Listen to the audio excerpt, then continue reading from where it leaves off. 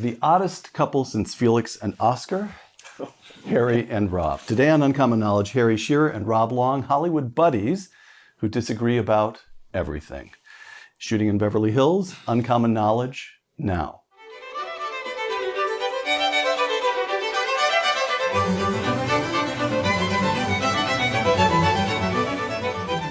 Welcome to Uncommon Knowledge. I'm Peter Robinson. Be sure to visit us on our website, by the way, at hoover.org/UK or on Facebook at facebook.com/UNC-knowledge, facebook.com/UNC-knowledge.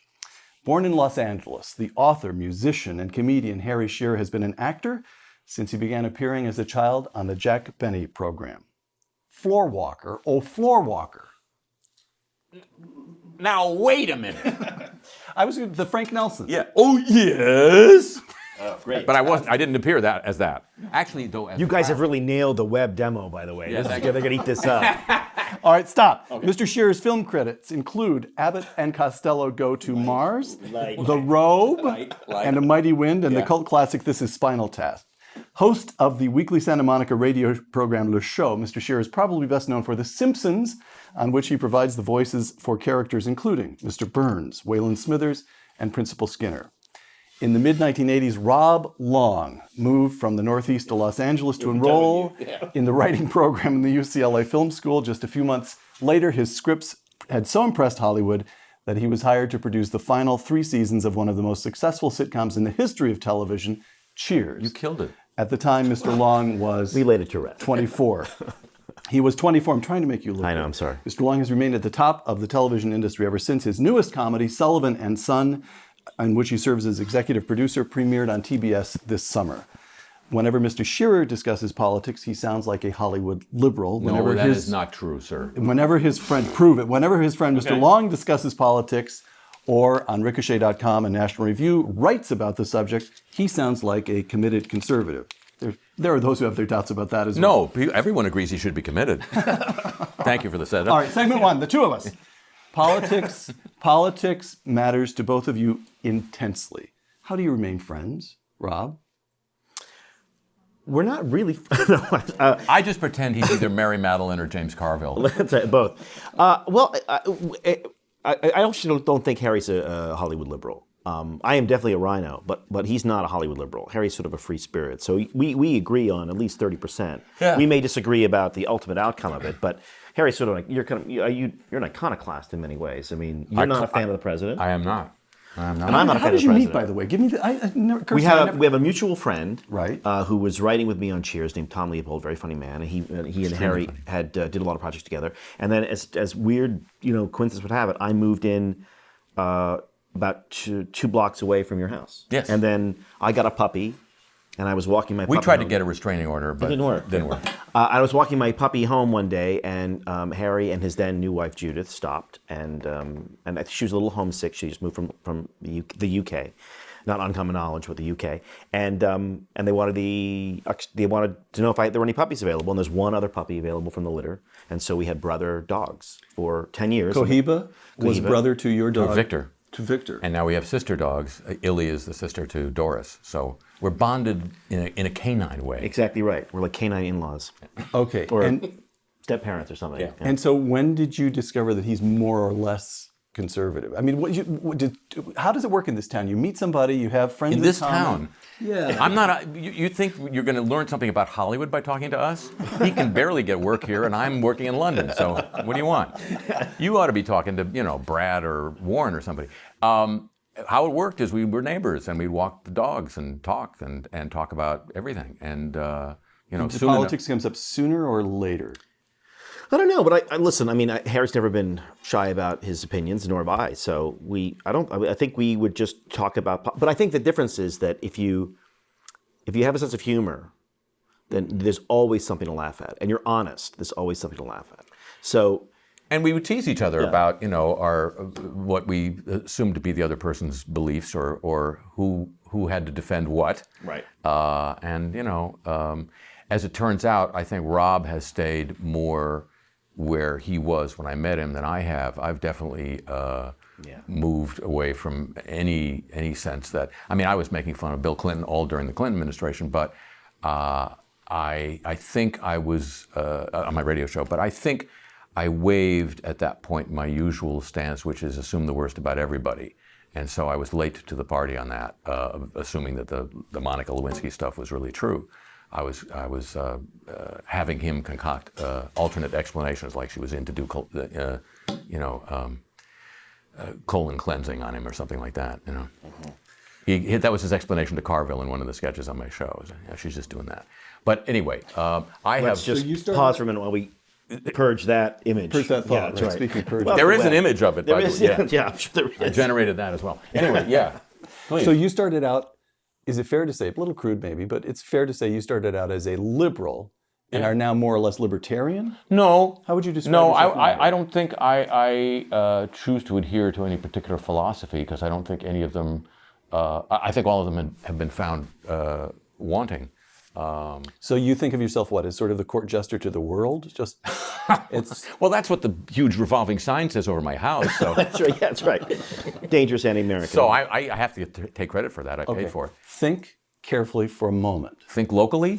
No. Act globally. Act globally. Think carefully. What is the worst political mistake of all the opinions you've known Rob to hold? What's the one that most irked you, or that you consider the most stubbornly, persistently mistaken? And all of them. You can't say all of them. I can't. Yeah, you can't.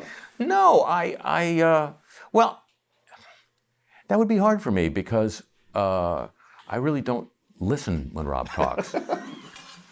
I just wait for the breath. That's right. And which doesn't come. No. It's an actor's approach, blah, blah, blah, blah, my turn. right. Rob, Harry's worst mistake, his worst political error.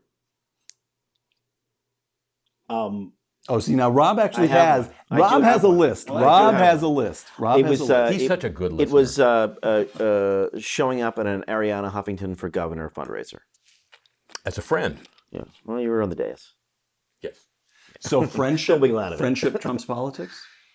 Sometimes. Are you one of these E.M. Forster? Wasn't that the famous E.M. Forster quotation? If I had a choice, I hope I would sooner betray my country than betray a friend. Yeah. Friendship comes above politics in your order of I priorities? think friendship, let me put it this way. When friends betray friends, I think it's far more profound even than, you can think of reasons why people betray a political system or a government, and you might not be able to justify it, but you can understand it. When friends betray friends, it strikes a chord that I'm saying this because I'm watching this happen very close to me right now. It's so deep and so psychologically searing. I think it's on a whole other order. Yeah. But you had no trouble betraying Ariana. Well, I mean, no. I mean, I admire her. I admire her. What about her do you admire? I admire the fact that she built this thing, this Huffington Post. Can you say that without the tell? The nose? Yeah. I can't do it without the tell, Harry. If I could do that, then I would Then I'd be a lot richer. I'd be a lot richer. And then she you built knew a giant Ariana back business. when she was conservative back in Washington, right? You became friends with her when she was conservative. Me too. That's right. Yeah, I became friends with her when she was conservative. I admire the business she grew. I think that's pretty amazing. She started something. That's pretty great. I mean, in terms of the politics, I find the politics kind of ludicrous, but I understand. When I take her at face value, she changed her mind. It's all right. You're allowed to do that. You remain friends with her. Well, yeah. I mean, if I saw her, I'd be happy. I haven't seen her in years, but yeah. She exists on a somewhat different plane from both of us. If politics is more important to you than it is to Harry. Is that fair? I don't think so. I mean, no? actually, Ideology is more important to him than it is to me. Is it? I think. Probably. Yeah. Probably. But I would only say this is that I think why He lets his ideology do his thinking for him. Oh yeah, I consult. I have an app. Well, I have a talking points app. Yeah. I think what we both share is the ability to laugh at our own side, or people who have our own beliefs, and the ability to find the sort of the humor in their incredible weaknesses and foibles and mistakes and pomposities and all sorts of things. And I think that's really valuable. That's the one thing I think we've lost in general. And I put that blame for that on the left.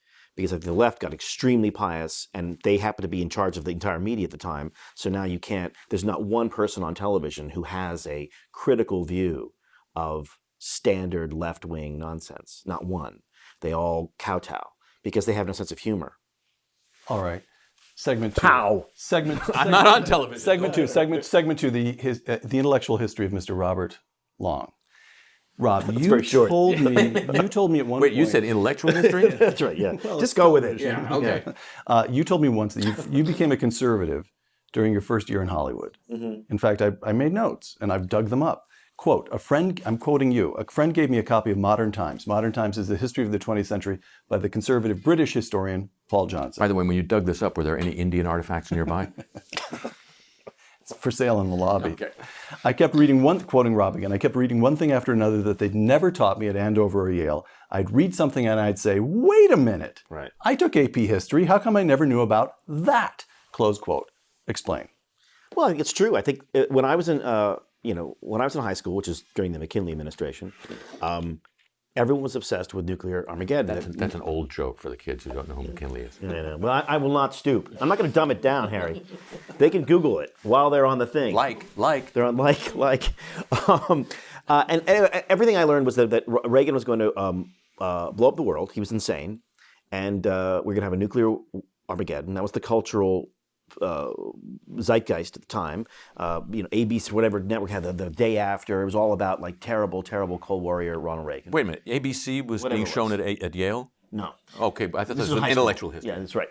But that was pretty much what doing we all your talked job. about. Yeah, go right ahead. Go right ahead. No problem. There's no extra for you. Somebody's got to listen to this. And then that didn't happen. Then the Soviet Union collapsed. And all the Wait. Did you fact check other ABC movies? No, as well I don't know if it's stuff ABC. happened? Now you're just being semantic here. All I'm trying to say is that I was told that the Soviet Union was Stuff powerful. that you saw on TV didn't turn out to be true, Yeah. and this is the reason you're a conservative. Exactly right. This is pretty sad intellectual history. Well, that's all I got. Okay. And that's what that was the beginning. The irony is that the person who gave me the book Modern Times to read was Fareed Zakaria, who's now a moderate. Right We'll up say there with moderate. Ariana. Well, a moderate, I'd say. Okay, so let me ask, during the Reagan years, where were you politically, Harry? I was critical. Critical of Reagan. Yeah, I mean, I do political humor on radio. It's my job to be critical of the European construct would be the people who have the monopoly of the guns. In this country, you have to say the people who have the majority of the guns, which is the government at this point, I think. Unfortunately.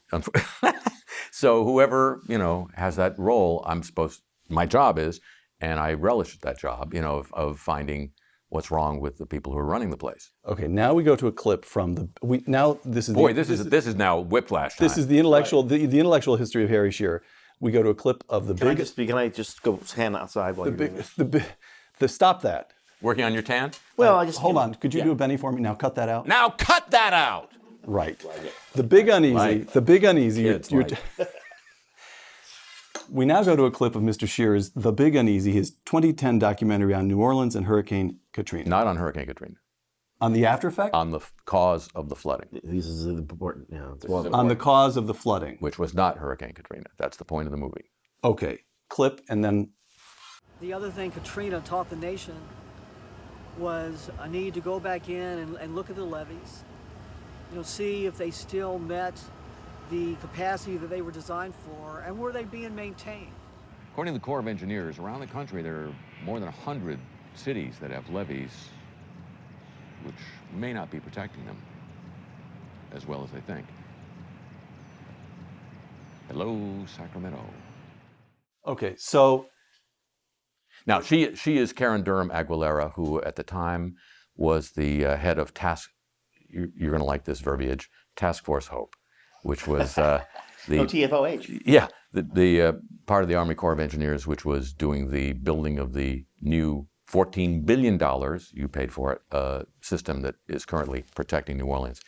And she's in the film to defend against the charges, the findings of two independent teams of investigators, one based at UC Berkeley, one based at LSU, which found that the flooding in 2005 was caused not by a humongous hurricane overtopping perfectly fine levees, but a series of catastrophic failures, misjudgments, bad decisions, even against internal advice to the contrary by the Army Corps of Engineers. And the movie is among other things, a document about this rogue agency, why it exists the way it does and how it gets away with this stuff over and over again. Okay, so brilliant documentary, which is, as far as I can tell, first of all, it's just mesmerizing. You're good at putting together film. You don't need me to say this, but it's just mesmerizing. No, I have to say but it's that also if you ever wanted to understand what happened, it's the best. it's the best, clearest version of it. In many ways, it's Katrina. I know, but it's Katrina for dummies. It's New Orleans for dummies. You look at it and you get how it all. And the dummies, by the way, are the people in the national media who still have not told this story. That's true. That's true. So Harry, here's my question. I look at that and I say, what Harry is sort of casually more liberal than conservative, but he's in love with New Orleans. He discovers this story that the government agency, the Army Corps of Engineers, just not only did it not do its job, but it lulled people into a sense of security. And as its punishment, it got $14 billion and got told to do it again. Right. So why isn't there a specific political effect of of the rage you feel at what took place? Why aren't you a hard libertarian by now? Because we're sitting here at a time when, in London, where I'm about to fly, Right. A private firm called G4S, which was given the job of doing security at the London Olympics, has had to admit within 2 weeks of the opening of the London Olympics that it has not been able to provide the number of security personnel it guaranteed to provide, nor can it assure the operators of the Olympics that the people it has trained and hired will show up. Well, that's Now, different. no. I'm speaking to your point. Right. As he testified today before Parliament, he could not disagree with the characterization of his firm's performance as a humiliating shambles. Now, why wouldn't that force somebody to believe that the privatizing of work for the public sector is a hideously bad idea? You could ask the same question. Here's the argument for you to make to your friend Harry. You say to Harry, I'm sorry. Well, that won't happen. That's not going to happen. I know him well. Already you're wrong. Yeah. It may be satisfying. It may feel good to rage against government and private sector alike and say, "Oh, what fools!" And by the way, we're all fools. We're all poltroons. Yes. But really, politics matters, and you need to make decisions. You've got to say, on balance, the private sector is more reliable, more efficient. Right? Well, what I would say is I can't speak to the security issue in London, but I can say that around the world there are South Korean and there are Dutch companies that are private that manage to do a pretty good job of building and maintaining levees and building and maintaining safe waterways. So the examples exist for. Well, you said to me when we were talking about The Big Uneasy a while ago, Harry's documentary, you said, at some level, Harry must understand that if all those levees were in private hands, that town would never have flooded. I agree. Now, here's the thing. The story confounds these distinctions because the Corps of Engineers, as we document in the film, was hollowed out during the Reagan administration for reasons that have more to do with the procurement reform than anything else. And they decided to privatize most of the operations. As Dr. Bob B., whose dad spent his life in the Corps, he spent his early career in the Corps, and now goes around the world and does postmortems on disasters, says the Corps of Engineers is now the Corps of Contract Administrators. So all the work, the actual work, is done by private contractors. Now, they do well, they do badly, they do in between. It is a fact that in the mid-1990s, one of the private contractors said to the Corps, your contract calls for us to put a foundation under this wall that is not sufficiently deep. We're not hitting solid ground here. We want to build a deeper foundation. The Corps took them to court, and the court found for the Corps, yes, your contract requires you only to build 17 feet deep. The contractor did as he was ordered to do, and that's one of the walls that failed. Now, I don't know how you parse out. So it's Ronald Reagan's fault, Rob. No, see, when you do that, yeah, you're missing the story. Well, look, whenever you have a giant federal agency that has procurement, you have procurement. You mean like the DOD? Like the DOD. You have gigantic fraud, right, and overruns, and you have some version of Halliburton, all right, for better or for worse, some version of that, some version of military. But Halliburton's a good thing, right? Well, wait, military contractors overspending. But I think in this case, this would have been a perfect example for federalism, where the state should have been able to shop for the best. With what funds? I'm not saying it shouldn't be federal funds. But what I'm arguing with is the people that you argue with, the people who should be defending those levies and maintaining those levies. If this gets too heated, we'll bring in the dogs. No, look, I agree with Rob. I think the model right for the way this stuff should be done is the interstate highway system. Federal funds and states get to do it the way they want. I think had Louisiana not been forced by congressional law passed under Johnson in the wake of Hurricane Betsy to take this, take the favors of the Corps of Engineers to build as Congress said, a system that would protect New Orleans against the maximum probable hurricane, a definition which the Corps redefined downward at the very beginning of the project to the standard project hurricane, throwing out the most recent serious hurricanes as improbable outliers.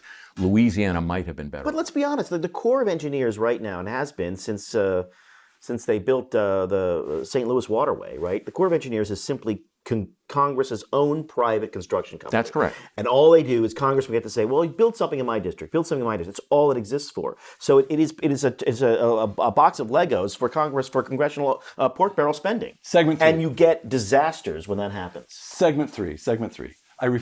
Your final argument lies in the big uneasy. Yeah. Yes. Segment 3. Company. Don't say lies. Rests in, appears in. Which, by the way, you can download, you can stream on Netflix, right? Netflix That's correct. on iTunes Right, and on yes. iTunes. It's fascinating. Right. If you are a conservative, you will cheer. Yes, actually, you will. Bad news. Segment 3, Company Town. 1992 poll showed that in a year in which Bill Clinton carried the country by 43%, the proportion of film and television writers, directors, and producers who voted for Bill Clinton was 83%. 20 years later... Is this going to be this, conservatives can't get a job in Hollywood? Well, he's employed. Yeah. No, it isn't. It isn't going to do that. Are we through with that yet? That, the poor not conservatives quite. can't get a job. This poor victimization of conservatives in Hollywood, self-victimization is 20 years crock, later, right? Am I correct? 20 years. I'm not asking. I'm not going to ask. Yeah, let the man finish. Yeah. Okay. 20 years later, 2012. So far, by the best numbers I could find, Googling around, Barack Obama has raised at least 5 times as much money out of this town as has Mitt Romney. So the question is, Hollywood is trying to sell products to the rest of America. Hollywood is politically out of sync with the rest of America. I'm not saying, why can't conservatives get jobs? Rob has a job. Vince Vaughn has a job. Yeah. The question is... I know, go figure. Why is Hollywood... Here's the country, here's Hollywood, well to the left of its market. How come? You're saying that every business should be politically attuned to its market, so I shouldn't get a loan from a bank because... ... And by the way, who was the biggest contributor in dollar terms to Barack Obama in 2008? Goldman Sachs. Goldman Sachs. So, well, I'll do that show in New York. Okay. How come? What are you guys doing? Spending money, giving money to the guy No, who's I'm just trying saying to choke that you? big cities are never. I don't because care it's what, urban. So I don't that's care what what country you live in. Right. Big cities are never in sync with the countryside. New Orleans is way out of sync with the rest of Louisiana. London is. Did Bobby Jindal carry New Orleans? No, Governor Jindal? I don't think so. Okay. I don't think because so. when he won re-election with close to 70%. Well, of the vote. the re-election there was Democrats. The Democratic Party is moribund in Louisiana. I don't think there was. They could have run a Catahoula Blue and gotten more votes. Hollywood is a Democratic town just because it's one more big city.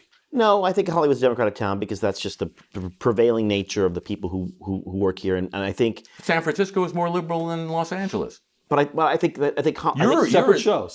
Yeah. No, I'm just saying. No, because the point is that Hollywood is producing a product that has content. But if you look at the Hollywood product now, I think I'll take the basic assumption of your question. When you look at the Hollywood product, thank you. What a relief. One man takes the premise. But you look at feature films. I mean, what is it? Disney's going to release 10 movies this year, down from at 1.60. Paramount's going to release maybe 8 movies this year, and the movies they're going to release are large, big budget comedies with stars, which have really very little political content. Which have very little content. Very little content, whatever. They play very well. Or big budget, big feature CGI feature films. Thrillers and superhero movies. Right, which are apolitical, at least. Effectively amusement park rides. Well, yeah, but they're not apolitical. I think there was a moment in time when you started hearing political leaders in this country use a phrase that growing up, I thought had been relegated to the trash bin of B movies when they started referring to the bad guys. And what Hollywood produces now, in many ways, reifies the sense of the world as black and white. There are good guys and bad guys. Yeah, but the bad guys are all aliens, Harry. They're not bad guys. In old Hollywood, the bad guys were Indians and robbers, and actual bank robbers and Italians. Right now, like you can't you could not have a bad guy be an actual human being. You can have an Arab.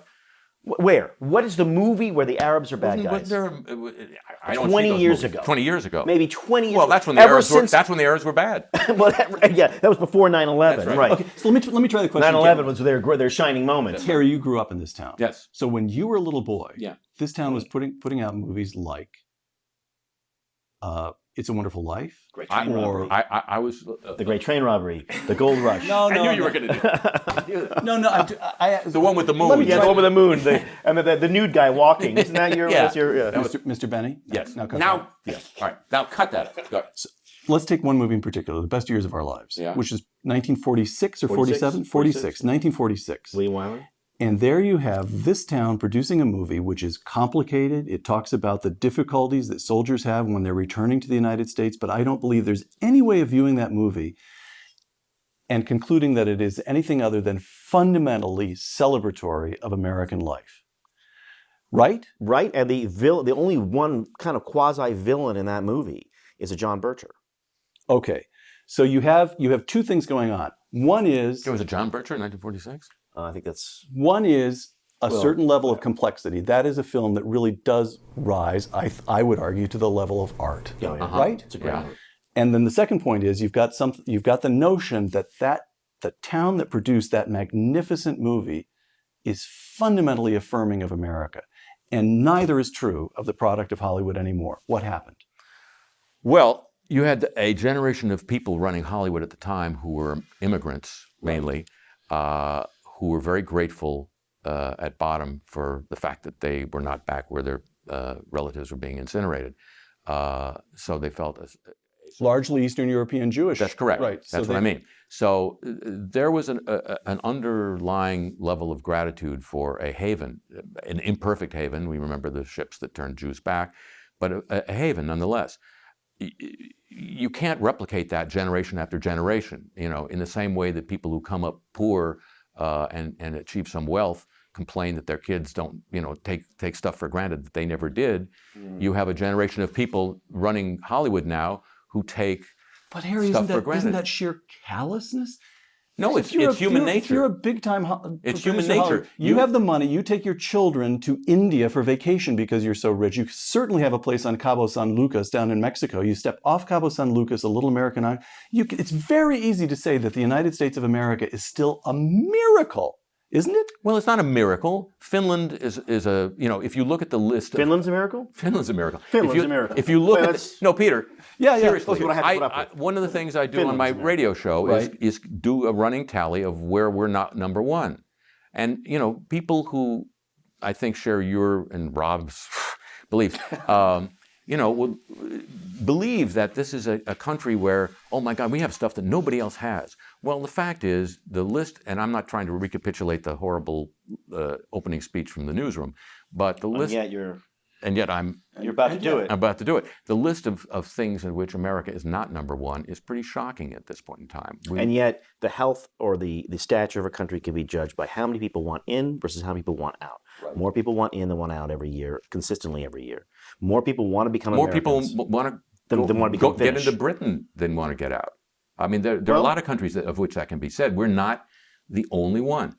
Well, I don't think we're the only one. Well, that's what Peter was suggesting. We represent American exceptionalism is they claim that we're the only one. No. I don't think we're the only one. It's just that we are the last best hope for freedom and liberty and peace on earth. And Harry is saying that in 1946 you could say that with a straight face. You could use Lincoln's phrase, "the last best hope." It still resonated, but no longer. Well, America... Just a pretty good deal, not the last best hope. Is that right? America's most recent wars have not been nearly as satisfying and vindicating as the war we had just been in 1946. No, that's very true. Or as imperiling, or as... So what's your position? America's a pretty good deal, or it's still the last best hope? Well, it's still the last best hope.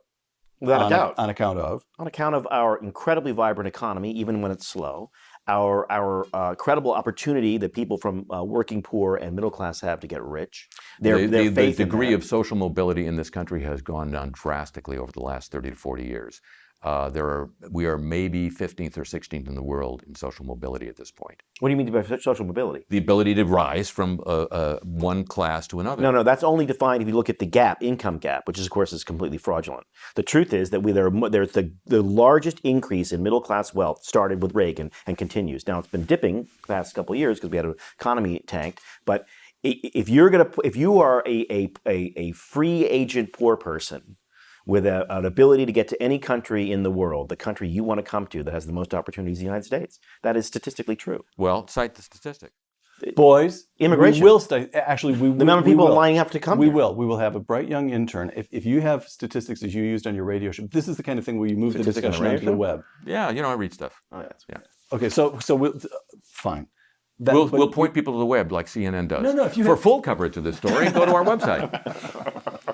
We're only here to sell you pills and gold. Mention gold. Hey, who do you buy your gold from, Peter? I trust G. Gordon Liddy. What about you? Well, first I deal with my psoriasis. Yeah. May we have a word or two from Mr. Burns? And I'm going someplace with this. You can't afford Mr. Burns. Mr. Yes. Mr. Burns, are you happy to be among the 1%? I'm happy to be among the 0.0001%. What about you? Where do you fit? All right. So you are going to get so sued for this. Really? Oh, I'm going to make a call. You've said a couple of things about Mr. Burns. One is that you've modeled him on a couple of people. Lionel Barrymore. I did not say that. You didn't? No. I found it in quotation marks. I was Googling Really? around. Yes. You mean people put things in quotation marks that people haven't said? Yes. I am shocked. Well, who did you model it on then? I didn't model it on anybody. I read that you said it was part Lionel Barrymore and part Ronald Reagan. No, I said looking back at it, you could sort of hear those things in but it wasn't conscious on your part? No. I do very little that's conscious when I'm doing comedy. That's for sure. No, I mean, seriously. Why it's so successful. I I didn't. All right. I'm kidding. So there's no. I'm just gonna keep doing this. Yeah, I know. No This is not for the blind. This is for the for the thinking impaired. Thinking impaired, right? No, there was no calculation of I'm going to make it sound like this. I just made a noise, and I thought, Just now, or always. Okay. I'm trying in this segment, in case you haven't cottoned onto it yet, and There's a theme to this segment? I'm trying to move it toward a theme. Okay. I'd actually like to discuss both of you your current work a little bit, and how it bears. I'd love to hear about Rob's work because this happens so rarely. You're giving him time to think of it. Yeah. So, The Simpsons. Yeah. 22 years. We're in season 24. Season 24. Good research. So, well, that was right along with the material I found in quotation. To be fair, the last 2 years haven't been funny, so he's... Yeah. No, these are the statistics that'll be on the internet. On the internet, right. Okay, so the notion here's my little theory of The Simpsons, which I confess I haven't had time to watch the way I did when I was still in school, but I adored The Simpsons then. It was good then. So the theory is that Homer is a blue-collar chump, but he loves his wife. They live in suburbia. They have an intact nuclear family. They go to church. They take seriously taking care of Grandpa Simpson. They keep in touch with Marge's sort of. He's in a home. In other words, nice home. Yeah. The Simpsons is popular because as smart alecky as it is, as wonderfully sharp and edgy, and it's still fundamentally celebratory of American life. You're saying that, or you're asking me that? I'm asking. Do you think what is the secret to The Simpsons? ? Well, am I onto something? Let me answer you this way. In season 1, The Simpsons was a target for a great wave of criticism, largely from at least partially from the evangelical Christian right, because Bart was a bad role model, and this was a bad kind of thing to be showing people, as if people in comedy shows are ever good role models. Right. Certain logical problem there. By season 15, I was doing interviews with Christian Century about the fact that I play Reverend Lovejoy and Ned Flanders. Ned Flanders, right. Only two avowedly, clearly Christian, church-going, one church leading characters on American television. in a way, both were true. It took 15 years for the blind people to discover the size of the entire elephant. The show is socially subversive, and it is also celebrative. It's both. That's why it's a hit. If it were one or the other, I don't think it would reach a mass audience. You have to do a couple of things to reach a mass audience. You have to be working on a couple of wavelengths, not just one, I think. Yes?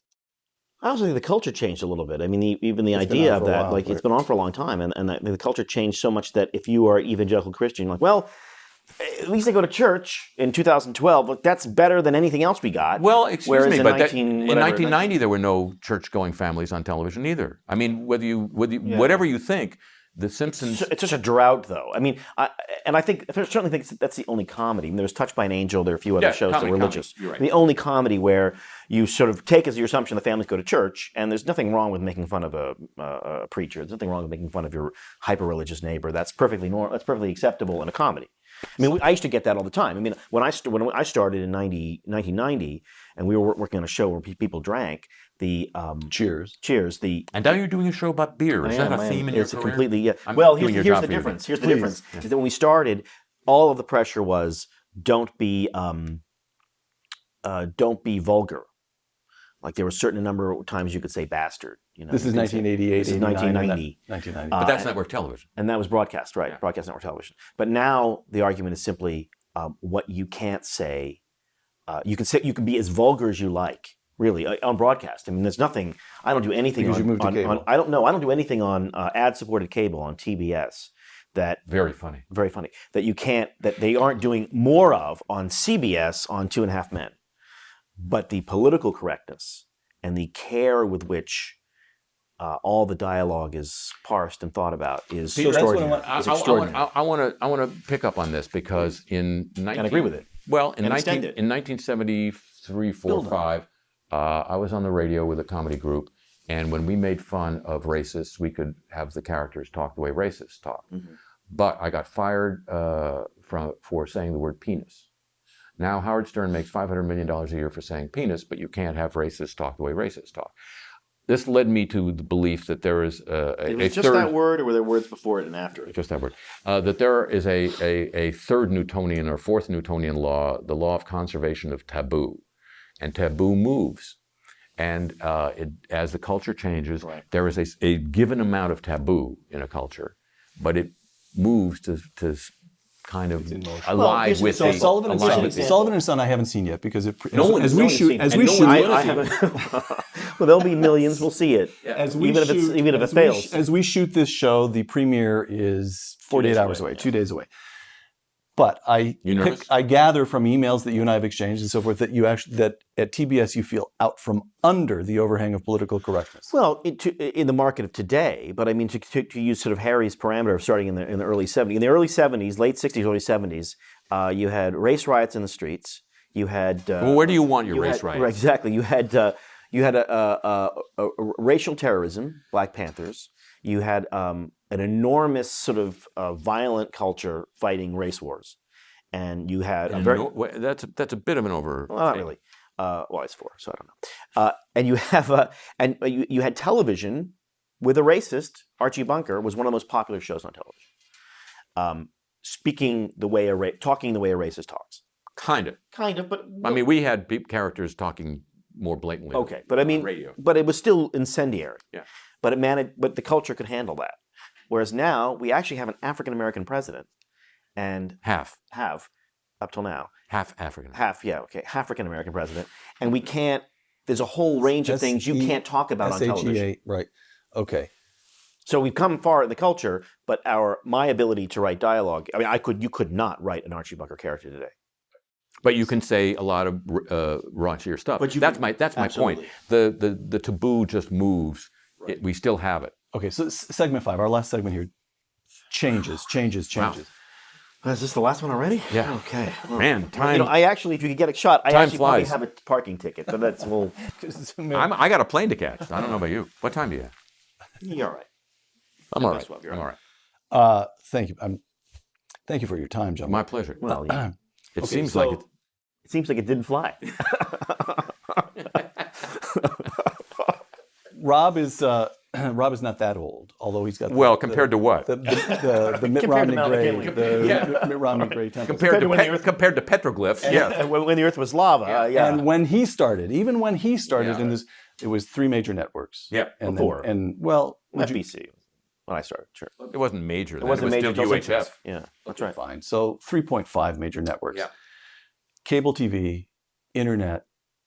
What difference to the product of this town are these technological changes? Budgets are down. Budgets are down. The more buyers you have, the more channels there are, the fewer people are watching any given channel. Therefore, the less money there is to spend on any given half hour of programming. Therefore, cheaper programming starts taking over. On cable, it's cheaper to have a guy from the left and a guy from the right yelling about the news than to go cover the news. On primetime entertainment, it's cheaper to have a couple of guys with cameras shoot some real people who know they're supposed to act like fools than to pay for really overpriced writers and actors to perform scripted shows. This is the pervasive influence of the multi-channel universe. Cheap. Well, I'm not sure about that. I would say yes, lower cost probably, or more cost conscious. But I would say by any definition, this is the golden age of television. There's more good TV on right now, on a whole variety of channels and outlets that has ever been before. So because talented kids can come here. Talented They're not kids, asking and for also money yet. look, when I started, I've been canceled for getting a 14 or 15 share, meaning 15% of all TVs were tuned into He'd my be channel. getting a bonus for that now. I wouldn't be here. He'd be king of Hollywood. I'd be in a chateau, right? And that was as recently as 2000. So when the audience sort of atomizes a little bit, it's enormous. And this is a great time to get into the business if you're young and you can sort of survive for a while. But if you already have a mortgage, it's a hard If you have a time. mortgage and kids On in the other school, hand- you're kind of... On the other hand, Rob is a little rosy-hued when he says that. And I'll tell a little story to amplify my point. There's a wonderful British comedy series of a few years back called Father Ted, which right. I think I remember. Yeah, which was about a group of Catholic priests at a small church in rural Western Ireland. Right, Very right. I funny. remember that, right. And my partner in the show I'm doing, the Nixon show now, in London. was the executive producer of that show. And at a certain point, he sold the format rights to NBC. And the very first question that NBC people asked him when they had a first meeting is, do the priests have to be Catholic? Well, Golden age, some golden age. But look, broadcast television has always been making those mistakes. But the preponderance of television right now that's good and quality is great. It's great. It's a great time. So let me try. You just don't get paid. There's no big fat giant paycheck at the end for anything less than a mega hit, whereas there used to be. There used to be, you did 5 years of an okay sitcom. You didn't really ever break out into the top 10. Maybe you were in the bottom 20. And you could live like a Rob Long. But it would be sold into syndication. You make $50 million. So we now look back on the Beverly Hillbillies as unwatchable. How could talented people have associated themselves with that kind of I thought that at the laugh time. track? You thought it at the time. Yeah. A lot of people thought that at the time. CBS thought that at the time, and CBS did But the writers who turned out that formulaic, funny. but the writers did very well. Everybody involved with that show made a lot of money. That was CBS's attempt to, going back to an earlier thought of yours, To appeal to America. To appeal to the middle of America, and to not appeal to the folks in New York and Los They Angeles. found they weren't making enough money, so then they made a hard turn in another direction with Mary Tyler Moore and Bob Newhart, and also those are the golden age. I think in terms of financially, the golden age for those gigantic pots of money were the 70s, 80s, and 90s. And all those people who had hit TV shows on did really, really well. I mean, what's also happened is the So advertising market. please send some money to Rob. Oh, yeah. What's also happened is the advertising market, which is that right now, it used to be, if you were running a business and you walk down the hallways of your business, I've said this to you many times, and your employees were watching TV or reading magazines, you'd think, hey, everybody turn off the TV, get back to work. When you were at work for 8 hours a day, 9 to 5, you were absolutely unreachable to advertisers. They couldn't get to you. You were sitting at a desk, you were doing your work. Now you have a computer on, the computer's got ads. You have your phone on, your phone's got ads. People are basically surfing the web for hours a day at work. Even Gmail has ads embedded in it. So now there's suddenly 8 more hours of inventory, of advertising inventory you can sell. So supply goes up, demand goes down, prices go down. So everything's getting squeezed. And so people who are super talented, I mean, like Louis C.K. He's sounding like Jim Cramer all of a sudden. Well, but it's true. It's true. People who are super talented right now you can do some great stuff, and you may not need to go sit at the development office at NBC. You don't need their eyeballs, which go down every year. You could get great eyeballs and get very, very well paid on FX or TBS or anywhere. As a consumer, is it correct? I'm just talking as a layman who likes movies and television. So would it be correct to say, don't expect any more of the best years of our lives, where major motion pictures rise to the level of art? Those have to be inoffensive. They have to command a gigantic audience. They will be, in effect, thrillers, computer-generated graphics. I think if you're talking about major studio product, pretty much yes. I agree. There's still a little pipeline. It shrinks, and sometimes it gets a little bigger for independent and specialty films, which can rise to the level of art. I've been told about a film, I don't want to mention it by name, I haven't seen it yet, but friends have raved about it, and then I've heard some contrary opinion that's out right now that if you might be good. Listen to The Believers rises to that level of art, but it's a little independent film made on a shoestring. That's where we have to look for our artistic or intellectual and, satisfaction. And just even technology and distribution. I mean, we started talking about Harry's movie. Harry's movie is available to anybody. The Big Uneasy. From Netflix or from iTunes. You can stream it. From Amazon. Or from Amazon. So it's available. He didn't have to go. He didn't find a distributor for it. And I would say that 10 years before, you didn't have to 20 years on before. doors at studios. I didn't bother with studios, but I did go to a small independent distributor that specializes in documentary films to get it into theaters, because you have to get. It's great, as Rob is indicating, to have all these platforms, but people still have to know that your movie exists. You're still marketing. And that's still a problem. When the national media ignored not only the movie but the story behind the movie, I didn't care if they didn't mention me or the movie, but I made the movie to get the story out. It was important for people to understand this was not a natural disaster. This was not something that just affected poor black people. It affected 80% of a metropolitan area, all that stuff that the media got wrong. For people to know that this movie exists, I had to go on the road last year for half the year and be with the movie as it opened in city after city to get local press attention, which is what gave it a bit of notoriety so that people could know it existed, so they could go find it at Netflix. So the big guys still control the distribution pipelines most of the time. But less and less every year. Yeah. If you were both 20... And when I mean big guys, I don't mean, like him, but I mean... Well, if you were the carbs, let's be honest. If you were both 25 years old... Which is not that far away for me, but for you, that's... If you were both 25 years old, would you have rather... Work done. Would you have rather... Look at this stuff. I put that in. That's It's his implicit support for Mitt Romney. Gravitas is like a Grecian formula, right? That's exactly what it is. In reverse. Now, cut that out. Gravitas. If you were 25, would you have rather come into this town in 1947, 1987 when Rob did, or today? I loved this town when I was a kid growing up in it. I thought that... And 40s, 50s, 60s. Yeah. Working for Jack Benny, there were 4 writers. The show assumed that, we're here to do a comedy show. We're going to make people laugh. We know what we're doing. Let's do our job and go home. Flash forward to a sitcom I was working on in the 70s where people stayed up until 2 in the morning to decide, does Squiggy steal the dresses in scene B or scene C? I wonder what show that was. I mean...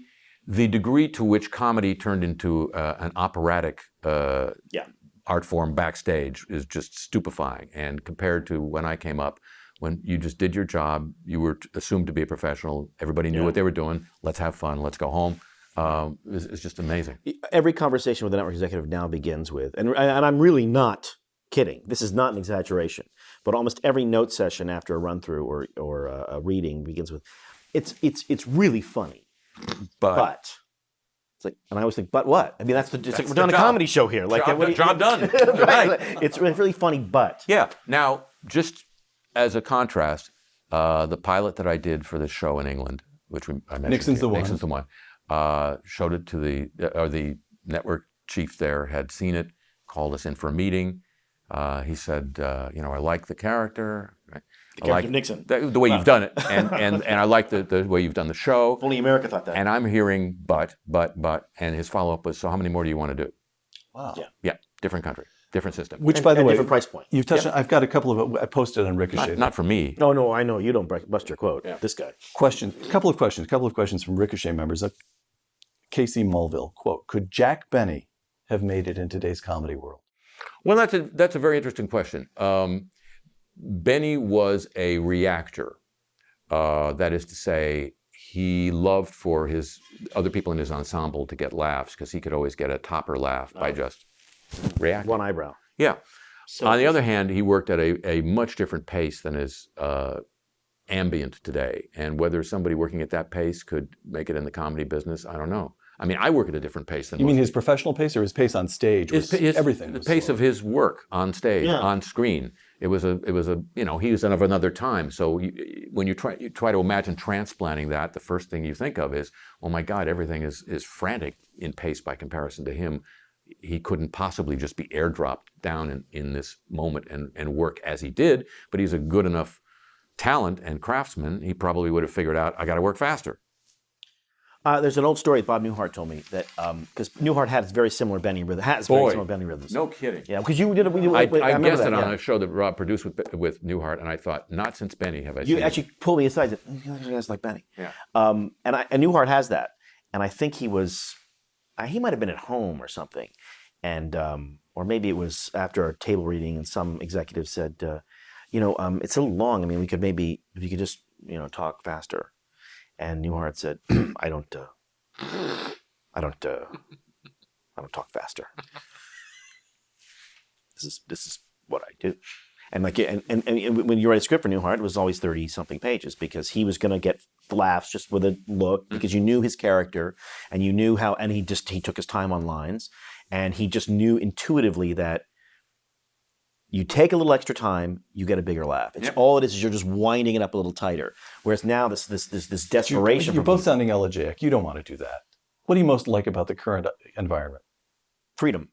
Oh, look, I think if you watch on FX, he's so pandering to you now. But it's true. Louis C.K. You look at Louis C.K. Like he made a deal at FX to do a show. Now he's already had a show on HBO, didn't do very well, and he actually asked FX, what's the most amount of money you'll give me to do a TV show and stay out of my hair? And they said something like $800,000. He said, fine. So he makes a TV show for $800,000 an episode. He cuts it himself on his MacBook Pro, so he edits it himself. He buys the camera. He runs the whole budget. He has $800,000 to spend all in. Right. The show is fantastic.